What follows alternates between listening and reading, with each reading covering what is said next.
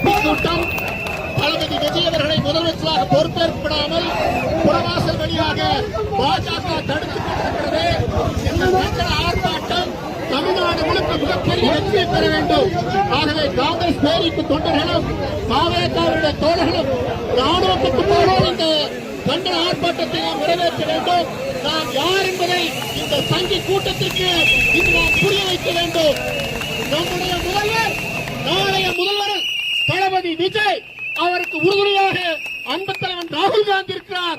அவர் தமிழ்நாட்டின் முதலமைச்சராக பொறுப்பேற்பதை எந்த சங்கி கூட்டங்களாலும் தடுக்க முடியாது, தடுக்க முடியாது.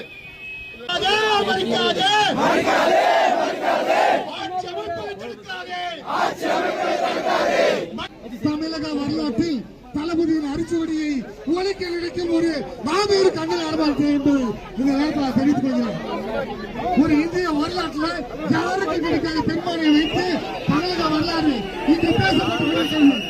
மனசாட்சி அற்ற மக்களின் ஒரு சேவைக்காக தனக்காக தண்ணீர் அர்ப்பணிக்கும் தலைமையாளர்கள் மிக சிறப்பாக தமிழக வரலாறு பேசப்பட்ட நிலையில் ஆளுநர் அவர்கள் நம்மை கூப்பிட்டு ஆட்சி அமைக்கும் மறுக்கலுக்கும் ஒரு ஆளுநரை கண்டித்து தமிழக அரசு ஆளுநரை கண்டித்து தமிழக இந்த ஆர்ப்பாட்டத்தை மிக பிரமாணமாக செய்து